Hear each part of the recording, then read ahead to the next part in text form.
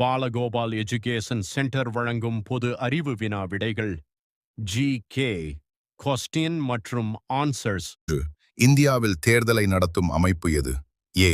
உச்ச நீதிமன்றம். பி. தேர்தல் ஆணையம். சி. பாராளுமன்றம். டி. குடியரசுத் தலைவர். பதில் பி. தேர்தல் 2. இந்தியாவின் முதல் பொதுத் தேர்தல் எப்போது நடைபெற்றது?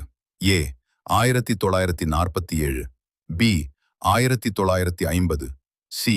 1951 முதல் 52 வரை. டி. 1960. பதில் சி. 1951 முதல் 52 வரை. 3. வாக்காளர் வயது குறைந்தபட்சம் எவ்வளவு? ஏ. 16. பி. 18. சி. 21. டி. 25. பதில் பி. 18. 4. வாக்குச்சாவடி அமைக்கும் அதிகாரம் யாருக்கு உள்ளது? ஏ. மாநில அரசு.